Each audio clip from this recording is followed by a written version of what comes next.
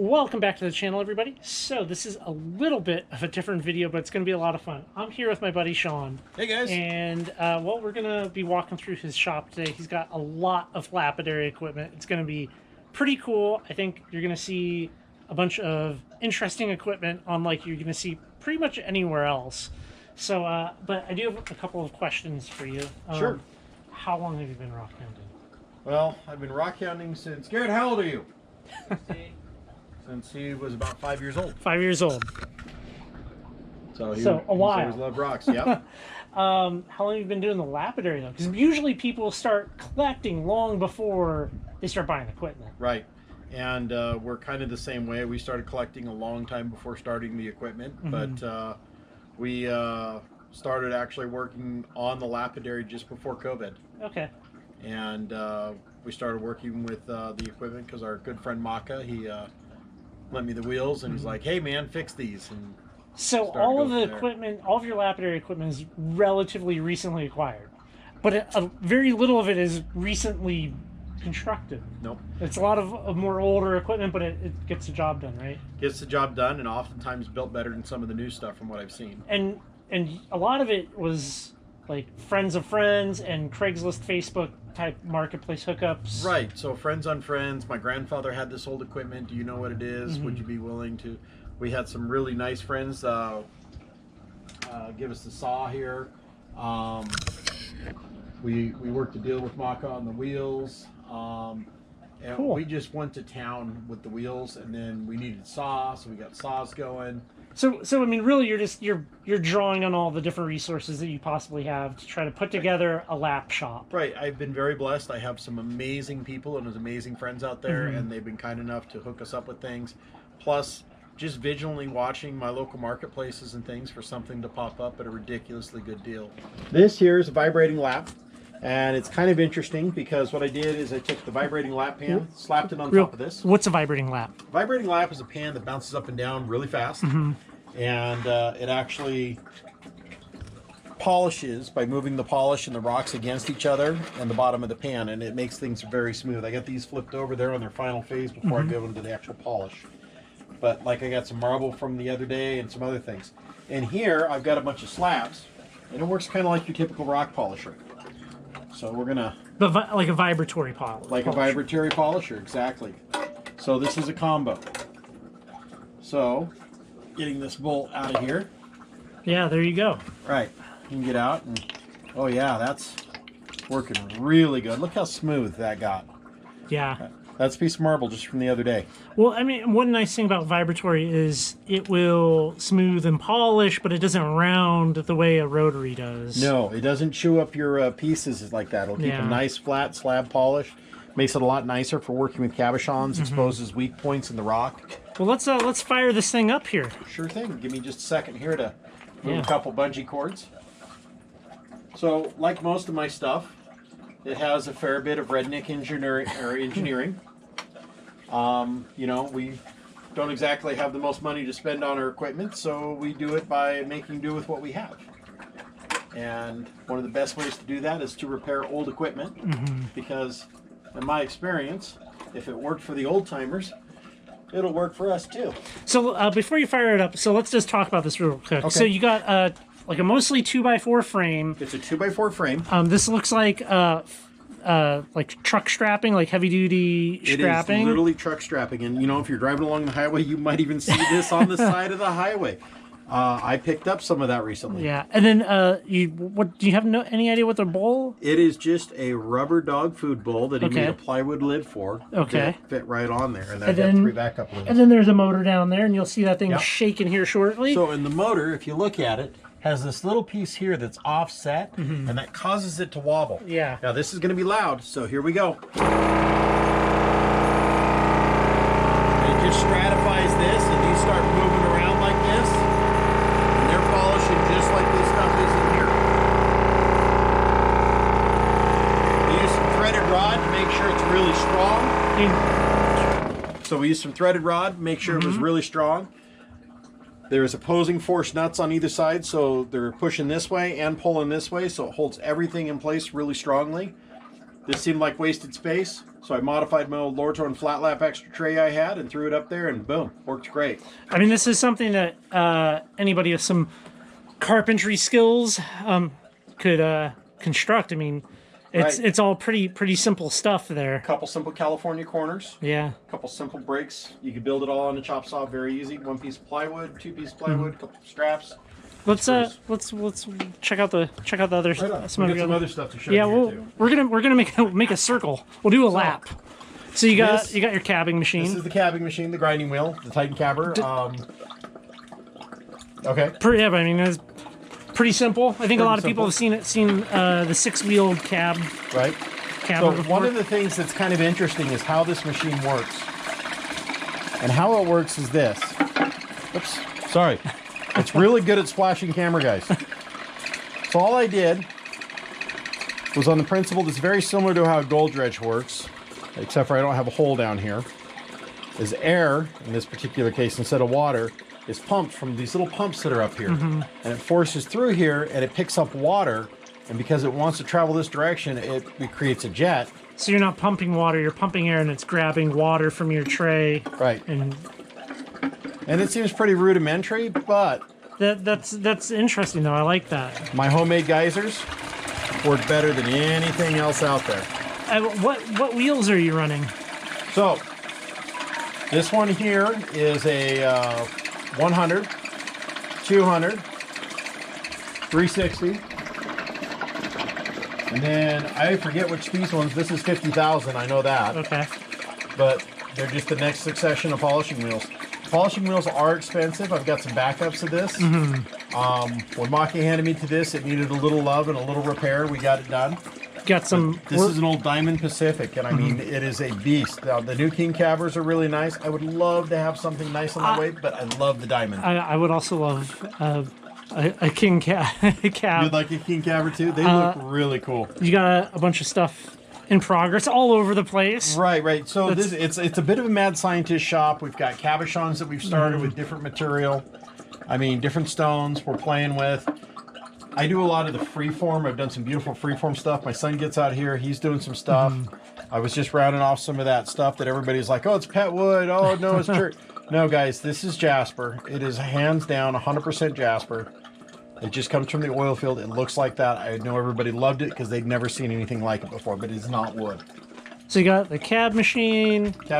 We got tons of rocks and material of everything you could imagine going on down here. Yeah, you got quite the collection going on here. So this is something that was kind of new to me, and I thought was pretty interesting. It's a little bandsaw, which I have not seen this in many people's shops. It's so quiet. It's so quiet, which I like. So this is a little mini bandsaw. If you're looking for this, you can get these over at Herb's Rock Shop. This is probably my only new piece of equipment that I have. Thank you, Herbs. But to give you an idea, this will just slice into the rock. Just takes a minute. That water keeps the blade cool. It's a slow process. You can adjust your speed. Go a little faster, cuts a little faster. It's not about pressure. Just slowly work your way through it.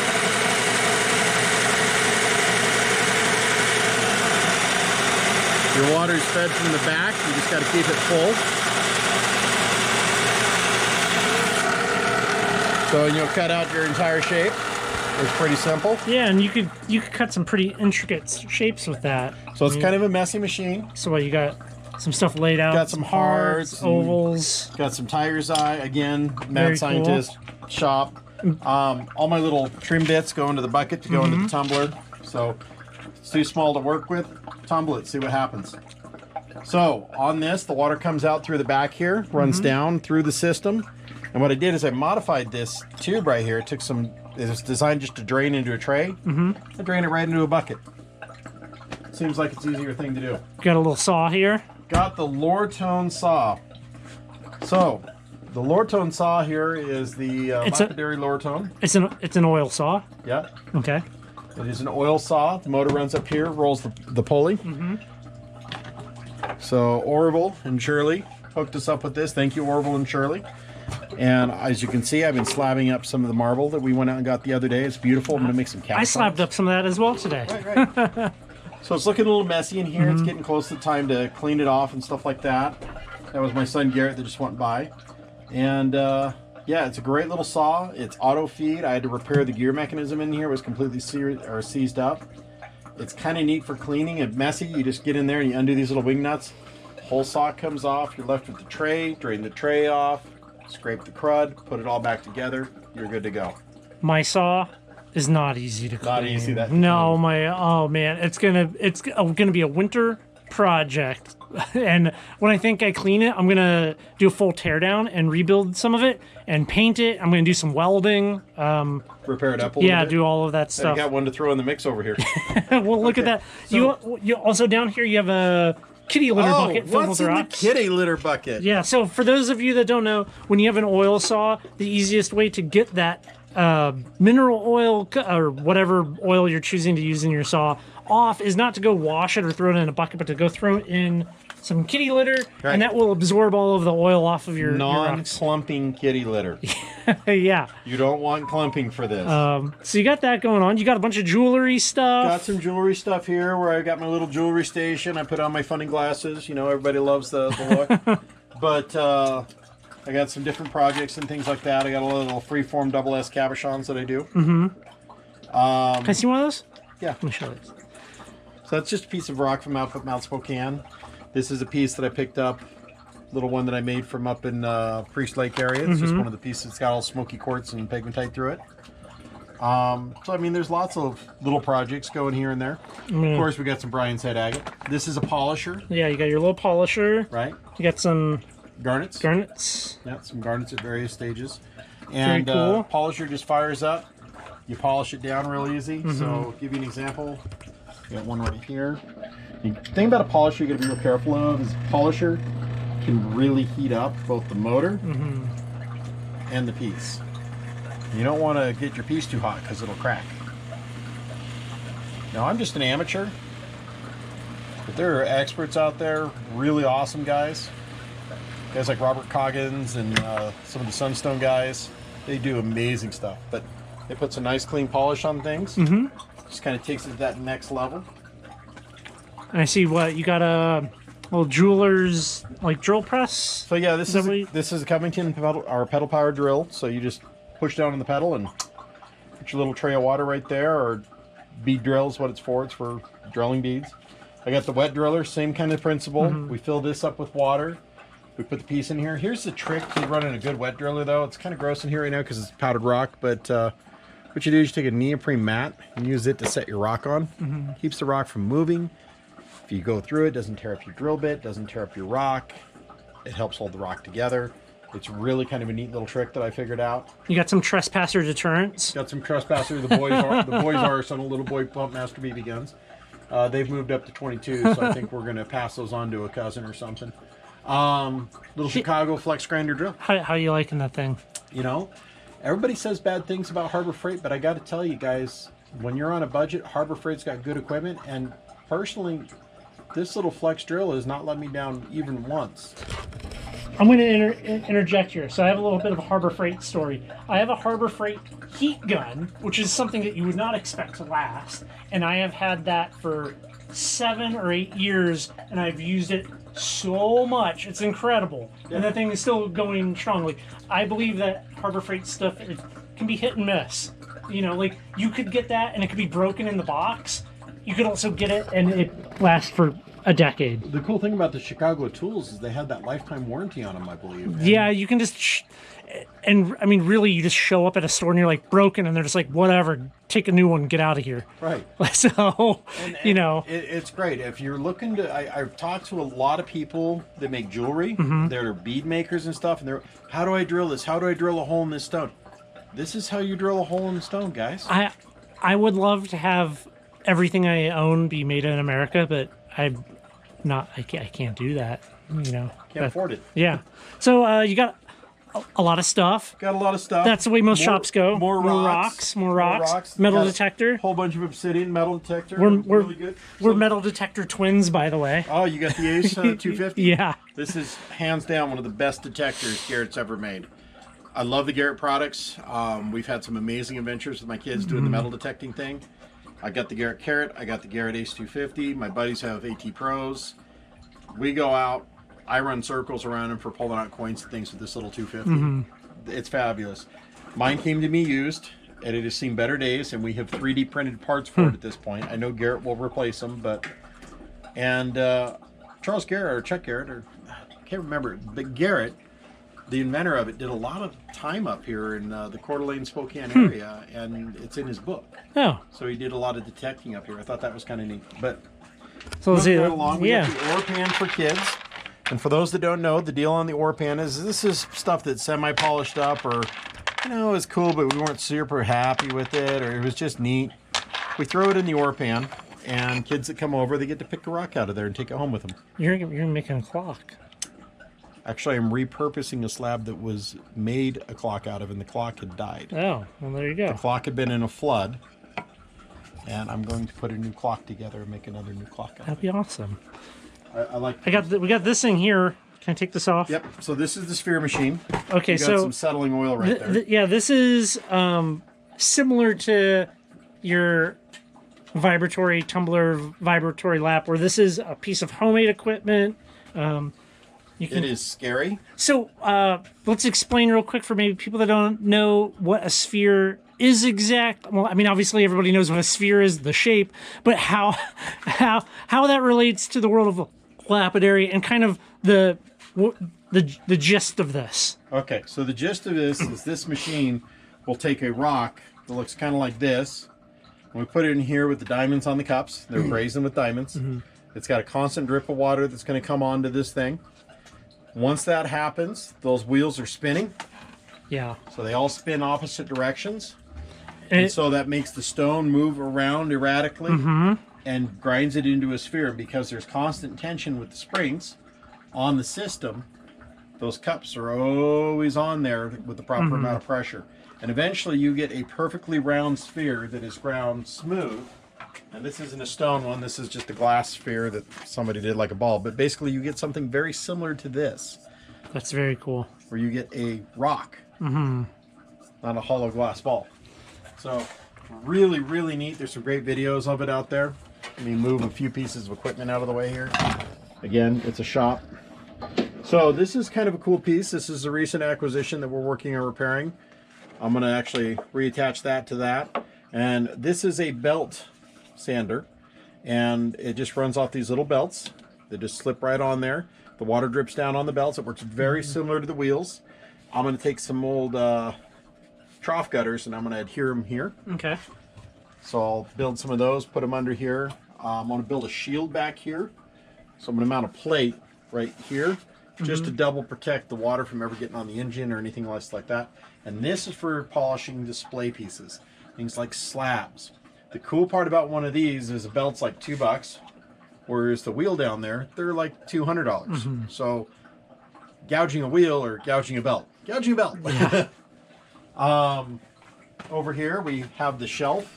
So this is kind of more some of your...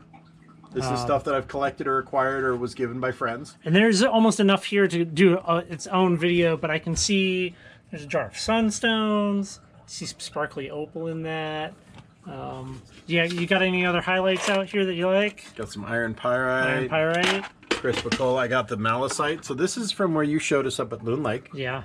There's some beautiful stuff up there. That's a real good kid-friendly rockhounding adventure, by the way. Yeah, I mean, it's... Let's be honest. Some like the little kids, they want to pick up just some colorful stuff. Right. And Show me a pretty rock. Yeah, there's plenty of just cool kind of colorful stuff up there. So you got lots of things going on here. Yeah, yeah. So we got lots of things. I got a whole jar of agates. This is from my buddy over in the oil field. Oil field, as in what oil field? Undisclosed, but Can you give a state? Texas? Dakotas. Dakotas? Okay. Dakotas. The Dakotas is a very underrated rockhounding area. Which There are agates everywhere. Oh yeah, oh yeah. So this is kind of a cool piece of petrified wood that he brought me. There's a whole bunch of this stuff down there in the bin, but this is the stuff when you tap on it, it sounds like a musical note. You want to tap on it? Let's see, do I have something brass right here? See if this one will do it. Yeah, it's very like tinny. It's like a tinny. very tinny sound to it. It'll actually give a musical note if it's tapped with the right material. The bigger pieces, I tap on them and it sounds just like a beautiful musical note. So, crème de la crème, please on resistance. Come over here. So, this is the lap wheel. Well, it's a faceting machine, right? It is a faceting machine. But you can also just use it as like a flat lap, right? You can use it as a flat lap. You can use it as a faceting machine. I got a 600 grit on there right now, and it lets you turn things into beautiful crystals. And we've got a few pieces here. This one I got to clean a little glue off of. Needs macetone. Thanks for Robert for that tip, by the way. Very cool. So there's this. So I'm learning again. And you're using Kool-Aid as as cutting fluid? So what it is it runs on water. Yeah. And here's how it works. I'm just razzing you about your picture. You know, any part it of the works. story. Yeah. No. Yeah. Absolutely. So my problem is I hated having to constantly reload my little tiny water cup all the time. And you know, it was one of those things. So what I did is I sealed this whole thing so I don't have to worry about the rock getting underneath it and corroding it. I just wipe it out every once in a while. But you turn your water on, get a nice steady drip. You turn your machine on. Let's grab the actual switch, not the breaker. Yeah, it's very similar to, my flat lap, except you have the ability to cut facets on that. Yep, I can use the arm, put a gem on there, lean it down, cut facets on there. Lots of different stuff going on in here. Yeah, you can take it and just, and it makes short work. Yeah. Of anything. So you wouldn't think something like that would remove that much material and still be safe to touch. And that's the thing a lot of people don't know is this isn't going to hurt you. Yeah, Might wear a hole in your fingers. It's you can see you got those little thin plates over there, and it's like I think they use like a form of like electrolysis to like apply like diamond grit to aluminum plates. Right. And then if you want the really, really shiny stuff and you're local to Spokane, I recommend you talk to Irvs about their ceramic polishing laps that he can get. Those are nice. But yeah, I've got all this material that, we've mined and found as a family, rockhounded over the years. Can I look in your little tray here? Here's a sunstone here. Yeah, so I got some store-bought. I got a lot of found. You got like 10 winters of projects out here. I've got enough to keep me busy a long time is kind of the goal. And I haven't even gotten into the silversmithing. So, and then over here we got some more. We got more stuff to show here. So, there looks like you got rock tumbling stuff. So we got the rock tumblers going here. We got a couple lower tones. We got another Harbor Freight Chicago, guys. Yeah. And people say bad things, but it runs like a champ and it does such a good job. I do have a question for you real quick. What's your plan for freezing temperatures out here with your tumblers out in the garage? Drain them. You're just not going to tumble in the winter. I can't tumble in the winter because it's going to break, and I can't risk that. I don't want to destroy my equipment, so I just got to put back together. What about you just run it in your bedroom? It's like a white noise machine. It would. You could bring the nice thing about tumblers is you can bring them in the house. Yeah. They're domesticatable. So, real quick, I took a Rubbermaid style bin and I put rigid insulation in it. And I will run my tumbler in the house inside that, and it cuts the sound down to a tolerable level. And that's always an option, kind of make like a little insulated box kind of a thing. I've heard people putting them in thermoses too. Yeah, there's a lot of cool options. So I got a little antique Tumblebee right here that I had running, but Tumblebee's been around a long time. They have been around a long time. Yeah. They've got really neat stuff too, and they're a good little company, but I got a motor in here that's just having some problems, so it's going to get pulled apart and taken a look at. I've got the screw off there so I can get under there. More material underneath. More material underneath. This is the kid bucket. Anywhere I go somewhere, I grab a bucket of material and it goes into the kid bucket to be sorted. You got your vibratory. Got an ultrasonic, yeah. Or ultrasonic. Got an ultrasonic. You got a couple of stabilizers. You said you have one where it does... Let's not show the modified crockpot too much. I got one that puts pressure in, and I got two that take the atmosphere out. Cool. So that crock pot has been flipped around. It seals up. It creates a vacuum chamber which pulls the liquid into the rock for your resin. and replaces the air that's inside there, and then you cook the rock at 200 degrees in a toaster oven, and it is stabilized. You can then take that rock and carve on it without it disintegrating on you. So really soft material, it's really good for. The cheap method is just the food sealer. Yeah, like a food saver Right. thing that sucks the air out of like bags and stuff. Right, and this will create enough pressure for small stuff that it'll do the job just fine. Well, I see that there's more equipment over here, but can we go around Sure. to the other side? You want to? Well, right here is a saw, right? Yeah, so this is a big boy saw, and let me get out the blade and show you guys exactly how big this blade is. Yeah, that's quite the cut. Right, so this will take off a big chunk of rock. This will let us cut some pretty big material once we get up and operational. These blades, they're not cheap. That's the one thing that eventually I'm going to have to buy, and it's going to hurt. Yeah, I've been avoiding getting a new blade for my saw because I'm just like, it pains my heart to see the prices. Is yours about this size? It's a little bit smaller, but still, like, to have a quality blade, not like one of the more budget-friendly ones, like something that's going to last. Right. And this thing is still really nice on the edge. It's got a lot of bite to it. But yeah, so you're eventually going to be doing restoration. This saw is a lot like my big slabbing saw, where you have the lid that hinges up, it auto feeds, auto shut off. But that'll be a project. Maybe we can do another video about that. We can do a restoration video at some point. Right. Show it when it's completely done. Right Yeah. now it's drained, it's cleaned out, it's ready to patch, and then it's ready to put back together and paint. Yeah, I see you have your mystery machine over here. We got the mystery machine, so I'm going to move this saw blade down here because I just don't want to hurt it. So, the mystery machine is a giant fan. Oh, I'm just kidding. So, this is kind of an interesting machine, and from what we can tell is this spins, and this motor is turning that, which is turning these. There's a hole here, and this is a secondary plate. Okay? So these, they go up and down. And you got this obviously used, but from somebody that you got a bunch of lapidary equipment from. Right. We made an excellent deal up at the Malin trading post up there, and he was kind enough to sell us all this equipment for $300, which I know a lot of people back there in YouTube just went, whoa! Yeah. But this is the mother of all bead mills, is what I think it is, but I'm not 100% sure. I think it's a bead mill as well, and I think you're just missing a couple of things. I think so, and I think we might be able to redneck engineer those things that we need. So moving right along, these are chainsaws, not good for lapidary. This you might have to go on the other side, and I'll stand where you're standing. sounds and then, good. Head and over then, there. So this is the behemoth tumbler, and these are completely full of rocks. So at some point, we're gonna have to find out what's in here. You bought it with these full and like frozen up. Right, and we have broken them free. And I have pulled a couple rocks out and just took a quick look at them, threw them back in there.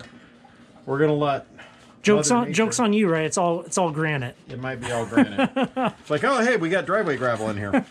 But yeah, this wheel spins. The motor goes right here. We're in the middle of a new motor, and it spins these 5 drums.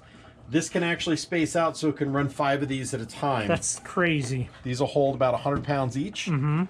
And to give you an idea of size comparison, Yeah, here's your little tiny normal tumbler. yeah. It's gonna be a loud tumbler. Actually, these are insulated. Oh, well, I mean that's like sewer pipe. That's like a They're double walled. yeah. Yeah, they're double walled. He really built these ingeniously. And that's runs off of 2 dump truck drive shafts from an old mine. Road bicycle wheel. Yeah. Plywood Wow. on there, homemade lapidary equipment. That's very cool. And this thing should cook. I mean, it's got a secondary set of belts and wheels on the other side. This spins this with almost no effort, so it's going to be pretty good. Other lapidary equipment we got, so we're really excited about what's going to be in the tumblers.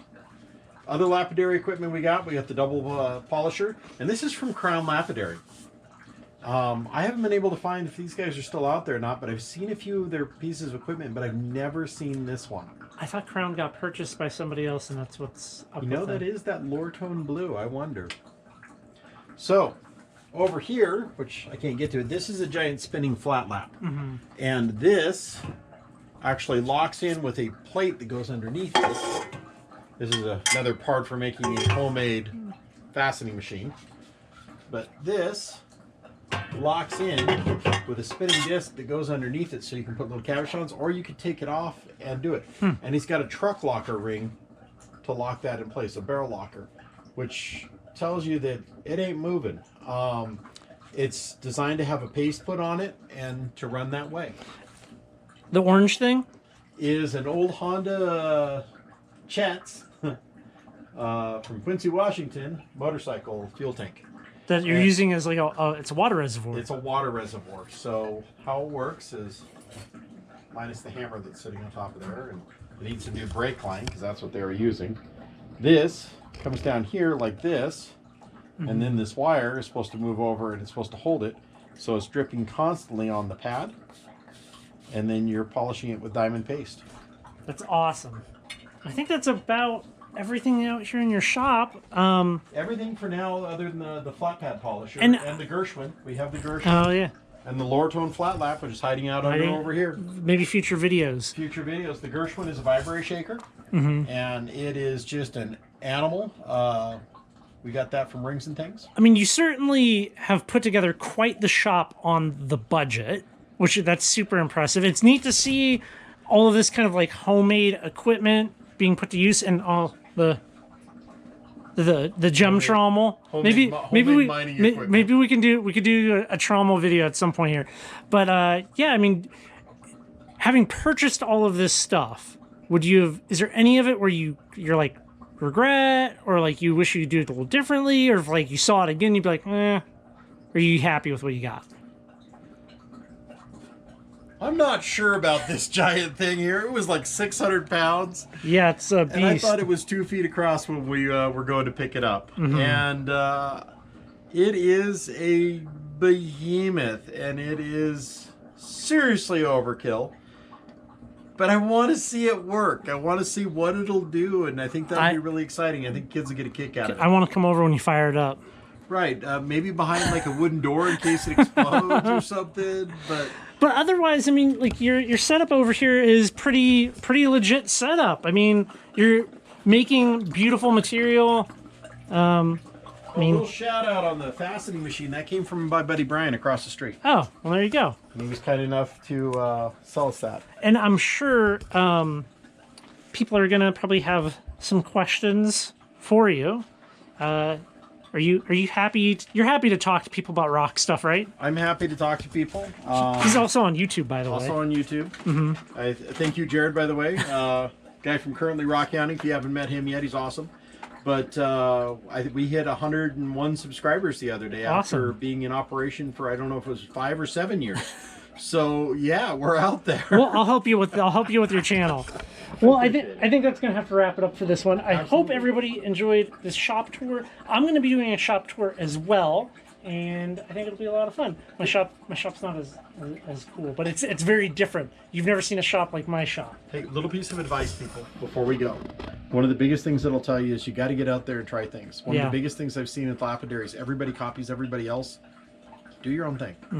Don't be afraid to learn and ask questions. Everybody in the Lapidary world so far has just been super cool, super nice people, have great advice. But a lot of people, it's cabochons. Everybody makes the same circle. Don't be scared to pick something up and say, I want to make this, and make it. Yeah. Do your own thing. Awesome, man. And be safe. Yeah. Wear a mask. Silicosis, no joke. I mean, I have a strict safety third rule in my shop, but this is his house. I get a lot of kids in here, and in spite of the mess, in spite of the clutter, it's actually very safe. And other than tripping hazards. Yeah. I mean, everybody should know by now that everything I say is a fact 50% of the time. So keep that in mind. Sounds good. I like it. Okay. Thanks, man. Thank you. Appreciate it.